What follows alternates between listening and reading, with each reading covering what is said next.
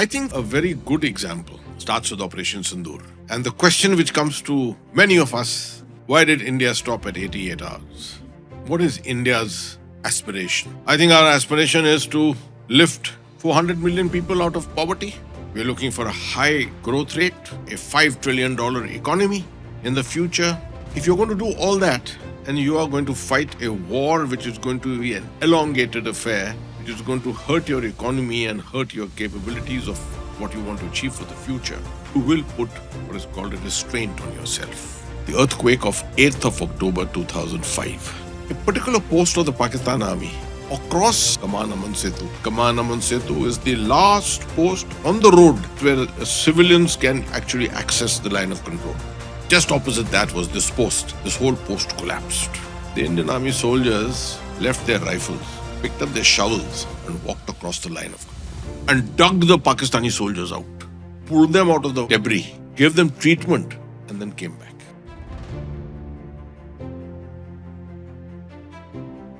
Hi, I'm Vamika, and this is a cup of context. The thought behind this podcast is really simple.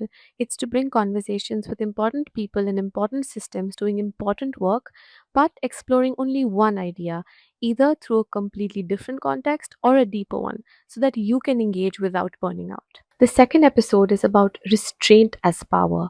And so, our guest, Lieutenant General Atta Hasnain, somebody who has served for over 4 decades in the Indian Armed Forces at some of the most complex and challenging locations throughout our country and at the UN, he seemed like a perfect fit to talk about this. Not only is he an experienced commander, he's also somebody who is a scholar of security and policy, both international and national. So here's what I thought: security and restraint and power. Power is something we always talk about as masculinity and valor and strength, and who fought hardest and who fought more and who fought how. But what we often miss is the silent, most important part of power, which is restraint and knowing when to stop. And that's our context for today. So, the first thing is what is restraint? That's the context of today, right? It's often spoken about as this moral idea, but rarely as a professional one. What does that mean to the military? What role does it play? Thank you, Amika. Thank you very much. And first of all, let me start with a big Jai Hind to all our viewers. Comes with our good wishes to all of them. This is an outstanding subject that you have chosen to focus upon. You see, otherwise, from the angle of the military, the profession itself is never seen to be one associated with restraint. It's always associated with an overkill. Because objectives are such, the necessity of attaining those objectives, furthering those objectives, all is done through mostly a concept of overkill and over insurance. But today, in today's conditions, war is not of the conventional type. In conventional operations, you will look for territory, you will look for subjugation and things of that kind. But the military is largely responsible for what it is doing. Therefore, in such circumstances, the military called upon itself to restrict its own capability in the application of force, to calibrate it with exactly the amount which is required to meet a particular objective at a time, and all the resources it has at its command may not be utilized. I think a very good example starts with Operation Sindoor.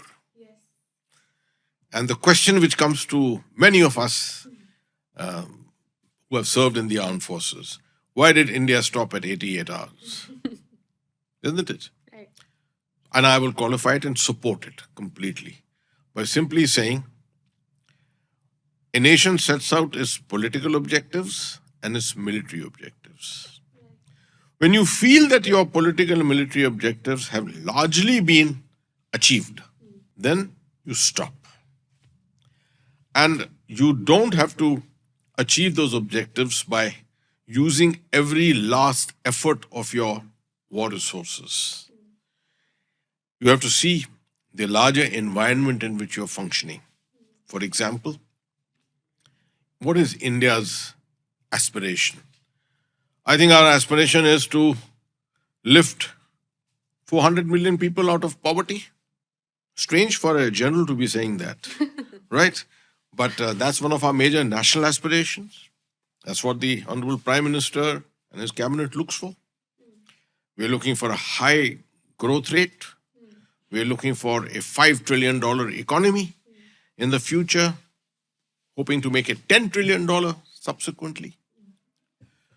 So, if you're going to do all that and you are going to fight a war which is going to be an elongated affair, which is going to hurt your economy and hurt your capabilities of what you want to achieve for the future, you will put what is called a restraint on yourself, right?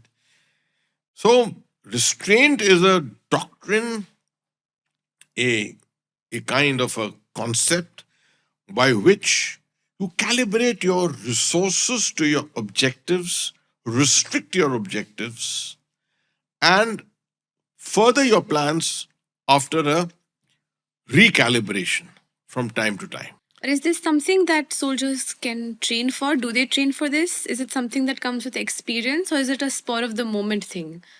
That's a very good question. I don't think one necessarily trains for it as a part of basic military training. Basic military training is about force on force, the use of force to achieve an objective, right? But as you grow in service, you get tempered and you go senior in your command channels, you get experienced, then you realize that one of the very important things is this whole concept of calibration. You need not throw all your resources into one potential victory. You conserve your reserves, you conserve your energy and your power, your resources, because you could be surprised thereafter. And you would want to use all that for a subsequent objective. So it necessarily leads you to an element of restraint. Only use the degree of violence which is necessary to send home the message. Messaging is the most important thing. And that brings me back to my final comment on this. In Sindoor, in Operation Sindoor also, what India was doing was calibrating and sending home a message to Pakistan. That if you are capable of doing this kind of an act inside India or in our territory, we can do the same in your territory. That was the message which was strongly going.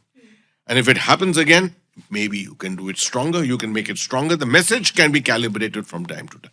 If I talk about international humanitarian law, right, or the law of armed conflict as it's called, there's this perception in India of it being a foreign concept that we haven't been able to bring back home, which is not true, right? We also function with law, and it's this externally imposed abstract subject.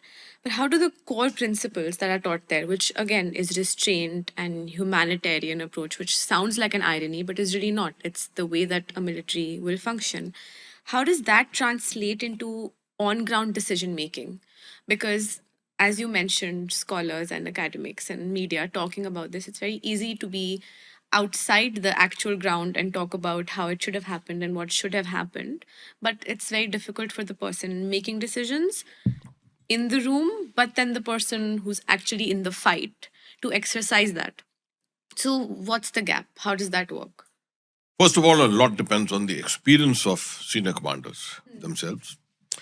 And it will be very interesting to observe that senior commanders, particularly those involved with counterinsurgency and many times counter-terrorist operations, are the ones who understand complexities. Because these kind of situations are very complex situations. War itself may not be as complex as these situations, because war gives you reasonably black and white situations in which you can take decisions and understand the impact of your decisions. In these kind of situations with humanitarian issues are concerned, terrorism or insurgency or militancy or just street agitation, any of these things, you have to be always concerned about the degree of violence that you can use. and not be disappointed if you find that there are situations in which you do not have complete control. There will be many situations when you may not have complete control, and you will wish that you had perhaps calibrated to a higher level and perhaps used more violence. That's not really necessary. But to come back to the issue again as to its application in India, I think as from an armed forces angle or from the Indian Army's angle, I would say we have a basic guideline which is there as a part of military law, which is enshrined in the Aid to Civil Authorities. That is called the concept, the doctrine of minimum force, which means that a commander on the ground has to make that judgment to see what constitutes the right amount of force that needs to be used to control a situation. He must not go above that. He must keep it below that, in fact, to ensure that there is minimum impact in terms of casualties, destruction, resources being removed, or anything of that kind. That's a very difficult decision to make. And that is where the complexity of these situations has to be understood. And that comes with experience. That's why many times, in aid to civil authorities in particular, the army always likes to send its reasonably experienced officers in the field to make sure that they take the correct decisions. When it comes to counterinsurgency and counter-terror operations, which are not the same as aid to civil authorities. Aid to civil authorities is essentially in civil disturbances. These are situations of counter-terror and counterinsurgency are many times involve what is called proxy war or counter-proxy war. We have adopted a kind of a principle, a doctrine, enshrined in 2004 in a Indian Army doctrine on counterinsurgency, which came out for the first time. We spoke about what is called the iron fist in a velvet glove, which means that the impact which you make with an iron fist is softened by the velvet glove, which essentially translates on ground that when you're conducting operations, make sure that the impact on the population, the negative impact on the population is minimized. Don't destroy houses, do not cause casualties, do not interrogate in a manner in which it can be very negative, as a situation can emanate very negatively, and things of that nature. Use restraint as much as possible. And as far as your attainment of objective is concerned, even if your objective is slightly delayed, use that restraint. That is what the normal advice of a good counterinsurgency commander will be. Right? There is a balance here which you got to maintain. That operational balance is the essence of restraint. That is the meaning of it. There is a lot of criticism that the Indian Army has faced for their conduct in Kashmir, but you, during your tenure, have been known as the People's General, which you will tell us a bit more about what you tried to do to balance the deep intertwining it has with civilian life, right? So if you can tell me a little bit more with examples on the different meaning restraint takes up in that context. It's a very complex issue, first of all, not easily understood by people, but this needs to be explained. We are one of those organizations which were the first, I think, anywhere in the world who raised human rights related appointments in various formation headquarters, brought in small courses of training courses in institutions to train our officers and sensitize them on the issues of human rights, that it is necessary to respect the human rights when you are involved in such conflicts. When you are involved in this kind of a conflict, the initiation part, the initial part of that conflict is the most difficult. So I would go back to say 1989, 1991, around that time. The Indian Army went in with what I call all guns blazing. Absolutely, that's the only way you can do it. Because if you don't do it, then you are not going to be able to bring down the levels of violence, right? I think we fought a very, very professional campaign right through from 1989 till 1996. And you can see the whole concept, the Indian concept of counterinsurgency, counter-terror, emerging around 1996 when within 7 years you had the elections in Jammu and Kashmir. Which country in the world conducts elections in the face of a counter-terrorist campaign, which is a proxy war campaign against you? Yet we had the courage to do it, despite the fact that the turnout may not have been very high, 7% and 5%, but yet symbolically it meant that the government which was going to come in place was a people's government, and that whatever action was being done was illegal against that government. So I think there was a very major decision taken in 1996. And immediately after that, in 1997, something superb absolutely happened. I call it the humanization of conflict. The first of them was the Honorable Supreme Court's direction on what are called the do's and don'ts of the Armed Forces Special Powers Act, which I shall explain separately as to what is AFSPA. It gave qualifications to the army that you will implement AFSPA. AFSPA will be implemented in the state, but you will operate with certain restrictions on you. For example, not many people in India know it, that when an Indian Army column moves out for search or any kind of operation, it has to be accompanied by a local civil police to keep a sense of control and balance, except maybe in the area of the line of control where you have pure army operations going on, right? I can't think of any other country in the world which restricts its own army from operating and say that please make sure that the civil police is there, right? This itself is an element of humanization. The second thing is the army launched a very famous campaign, what is now very famous, called Operation Sadbhavna, which is now, I think, in its 29th year. 1997 it was introduced. Essentially, it was military civic action to reach out to the population. Since most of these areas were disturbed and the local administration could not sort of go to them to carry out its basic responsibilities, the army took on some aspects. For example, medical, conducting medical camps.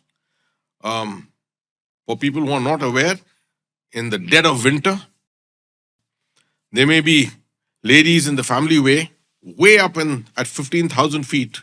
Who evacuates them? No civilian government does that. It is only the Indian Army which does it. We have the capability, we have the presence there, and we do it.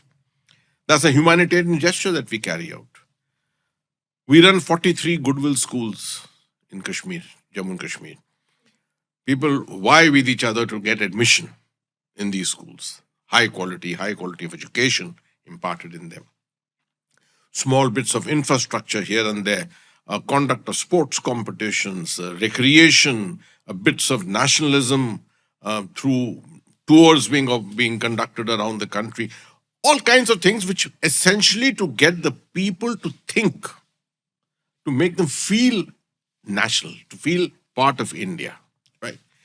So this is another aspect which was introduced, and it essentially qualifies that our operations from 1989 progressively, what happened was hard power, just form of use of weaponry, use of grenades, and use of coercion. Hard power, which was, say, 80 to 90% in 1991, started coming down. I'm proud to say that in 2011, when I was the corps commander, hard power was 20%. Now it was essential to bring soft power. And I'm not the one who brought this in.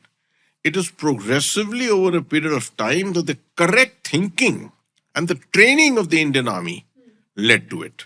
Because the Indian Army knows that in hybrid operations, restraint is the doctrine that we have to use. So progressively over a period of time, we brought in hard power, lower levels of hard power, and higher levels of soft power. and this translated in 2012, 2013, when among the lowest levels of violence that we saw for many years. I still boast that when I was a colonel in Kashmir, I was handling a particular area in South Kashmir where on a single day at one time, I still remember I was handling 14, contacts as they are called, or, actions against the terrorists which were going on at one time. Today, in today's environment, if you can have one such contact in 3 months, you should consider yourself lucky. Lucky. Lucky in our professional terms, we call it being lucky if you get that. Right? Yeah. So violence has come down, and what has led to it? It's been the patience, I would say national patience, the army's very, very patient handling of this entire situation. Otherwise, all you need to do is you can start bombing these areas. Look at what the Pakistan army did in Khyber Pakhtunkhwa. I've spoken to many people from Khyber Pakhtunkhwa who are taxi drivers in Dubai and Abu Dhabi. I sat in those taxis and I've asked them these questions, and they've all confessed to me. They said, we never imagined that artillery fire would be used on our rooftops. That helicopter gunships are going to come and fire on top of our heads. They were the people of Pakistan. But the Pakistan army was using all these kind of resources against their own people. Give us one instance in India when we have done it. Jammu and Kashmir, give us one instance. Have we ever used a tank? Have we ever used a artillery gun? We have never even fired a mortar. That is restraint. That is calibration. I'll be very frank. I got some of the best advice. None of this happens on your own. No brain can think about all this. Whatever experience I may have had in Jammu and Kashmir, I don't think it was my own mind which was telling me what to do. I was getting some of the best advice from my subordinate officers, from many of the officials of the Jammu and Kashmir government, and many times from simple, ordinary people in the streets. One of the first things I did and taking over, I remember as the Corps Commander, was to hold a series of dinners in honor of different functionaries. I called the vice chancellors of the local universities. I called bankers. I called some people from the media. We sat 2-3 hours, discussed, had a meal together, and got all their ideas. What was actually irking the Kashmiri? Right? And one of the first things which I realized was the biggest thing which was irking the Kashmiri was a loss of self-esteem. And these situations of terrorism, insurgency, etc., always lead to that. The people are the ones who get sandwiched between the army and the terrorist, the army and the insurgent. They get searched up and down every direction you go, losing your self-esteem. For example, I still remember giving this example. Someone in Delhi can go and he may be living in Defense Colony or anywhere else, and he wants to go out for an ice cream to India Gate. He picks up his car, puts his children in, and goes there. Right? Enjoys his ice cream and comes back. Is that so? Was that so in Srinagar at that time? Was that so in Baramulla or any place? You go one place to the other, 5 places you will be searched. Someone's going to hit a stick on your car. Your children are going to wail. People are going to abuse you. So all this leads to a loss of self-esteem. The important thing was that we had to recalibrate our approach. We were always a human rights respecting army. But we had to perhaps get down to a few more issues of sensitivities, understanding the local culture, how to respect women. Very simple example. A lot of people in North India, some parts of North India, call their parents and their grandparents by the simple, very, very affectionate usage of the word tu. Yes. Right? While in Kashmir, tu is an abuse. Yes, And they say only up, and no one here says up to a child or to a parent like that. They say tu. So different cultures, all acceptable. We're all part of same nation, and there can be different cultures in different parts of the country. But when you are operating in that part of the world, you need to be sensitive to that. So we started what is called an entry into Kashmir cadre. EIKC, as I called it, entry into Kashmir cadre. So everyone who was operating in Kashmir had to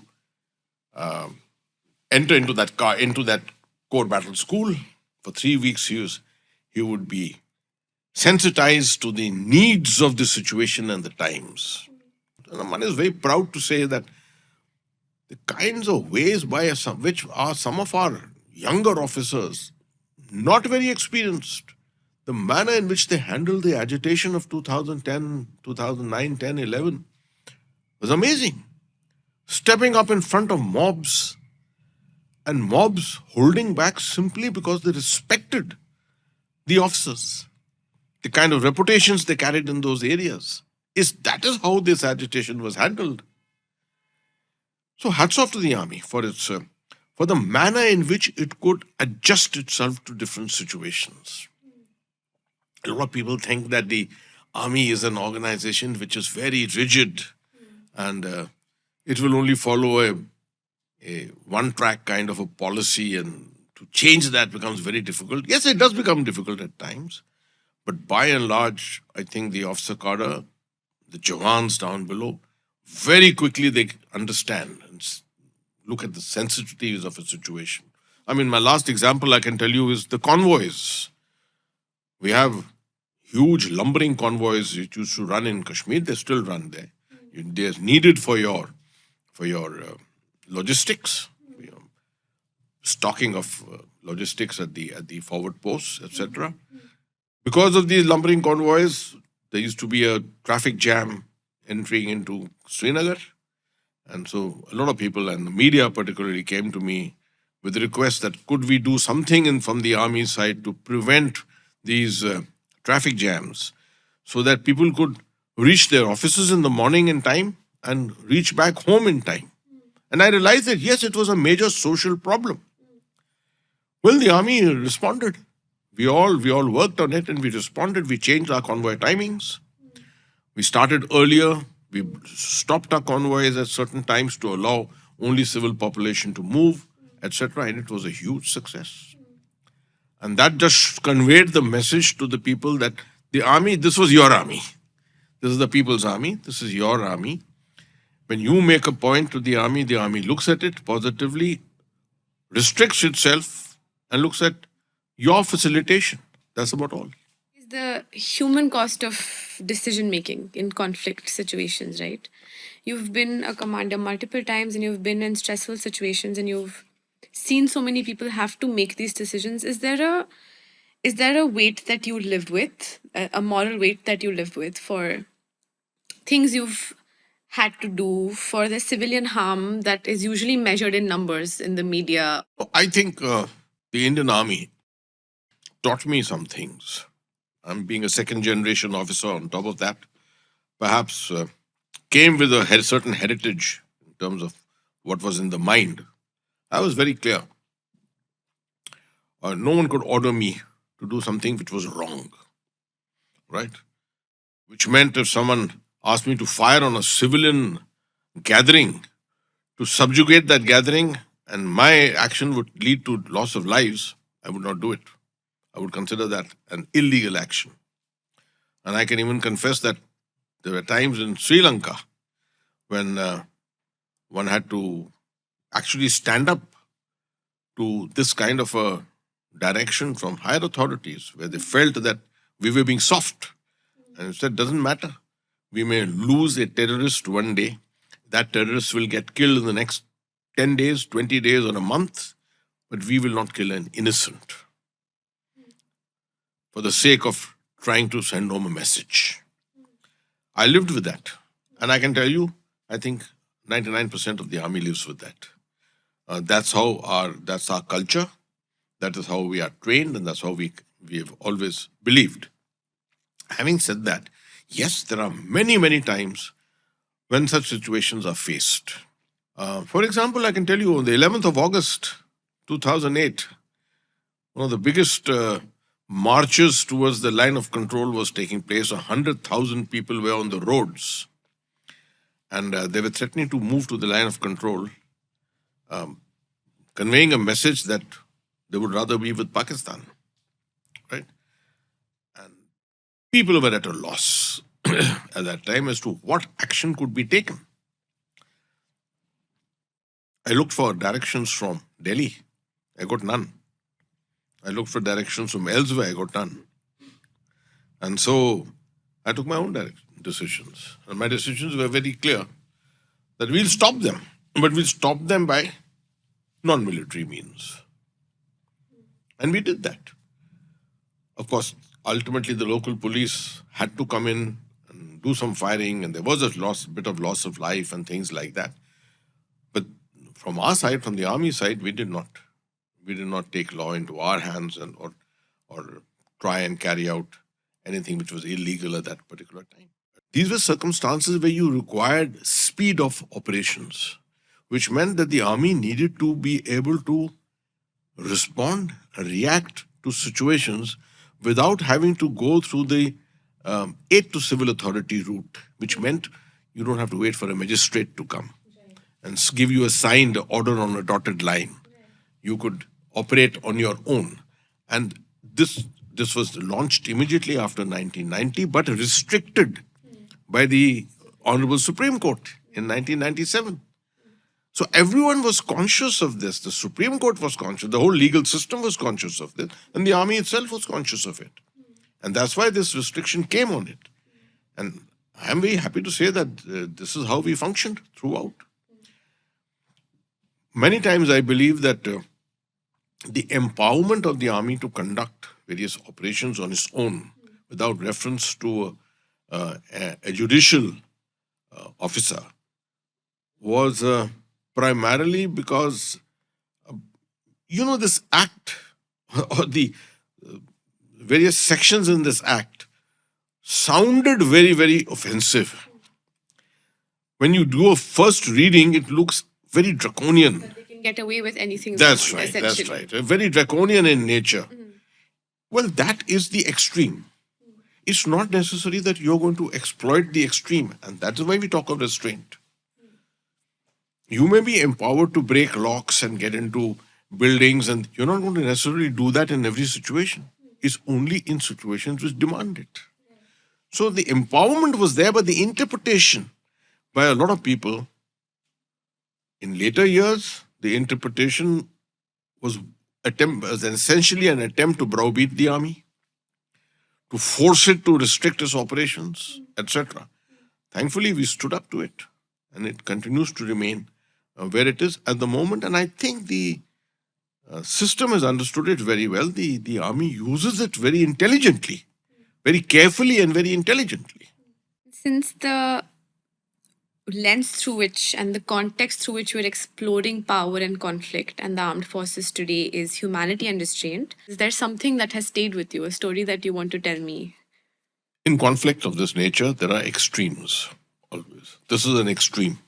This is a very good example of one extremity of compassion, a humanitarian consideration.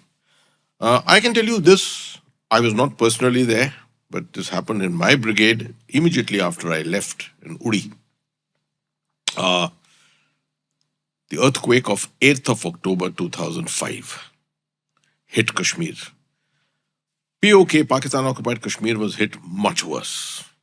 They lost 10,000 people or maybe more. We lost about 800 people dead in our Uri area, primarily in the Uri, Punch, some people in the Tangdhar area, but Uri was the one which was most affected. A particular post of the Pakistan Army across the very famous landmark called Kaman Aman Setu. I don't know whether you've been there. Kaman Aman Setu is the last post on the road. It's the only road place where civilians can actually access the line of control. Right. Just opposite that was this post. This whole post collapsed. And there were Pakistani soldiers inside who were screaming their heads off. Right? Beams had fallen on them, and it was a 8 Richter scale earthquake almost. What did the Indian Army do? You leave your enemy to his fate. You can die. After all, that's the enemy. The Indian Army soldiers left their rifles, picked up their shovels, and walked across the line of control and dug the Pakistani soldiers out, pulled them out of the debris, gave them treatment, and then came back. Which army in the world will do that? That is a classic example of these kinds of things which happen on the line of control is a fascinating place. It's a place of stories. And all of us who have been there have these great stories to tell of our experiences. You hate your enemy, you hate your adversary, but there are many times you respect them. And they respect you tremendously. I can assure you. I have met many Pakistani generals in track to diplomacy subsequently in years and exchanged a lot of experiences. And we realize they are exactly the same on the other side as they are here. As they are here. In fact, there was a time with reference to Normandy when NATO was actually bringing together officers, soldiers who had from Germany and from Italy who had faced each other in battle in Normandy. They managed to trace them out from their homes and here and there, and then they came face to face to understand each other and realize both had families, both were face to face, both were just trying to kill each other. But then that is what soldiering is all about. So, as I told you, when you are in the army, when you're commanding troops in the army, you are at such positions, the complexities of this environment dawn on you. It's not a black and white profession where you say this is right and this is wrong. This is a profession which is entirely gray in color. Wow. I want to end it on this perfect note that we've reached. Thank you so much, sir, for joining us. Is there something that you would like to tell the audience or the younger people watching about a context that you would wish for them to look into more or research more on? It can be anything related to the army, foreign policy, military strategy, anything that you think people need to pay more heed to. I think in India, we are hugely dependent on the armed forces, which is a very good thing. But one shouldn't just abdicate responsibility completely to them in terms of knowledge, understanding, recognition of the perils that they go through. Our strategic culture should be such that it should appreciate what they go through to keep India happy, to keep India safe and sound completely, to allow people to be snug in their beds in a bad winter. A lot goes into it. From Siachen to Sir Creek, there's someone sitting on the line of control or the international border doing this for you all the time. It's good to take a peep into their lives and understand the culture, the strategic culture, the safety, the security culture of the country. The better the security culture, the better the strategic culture, the safer will India be. Thank you so much, sir.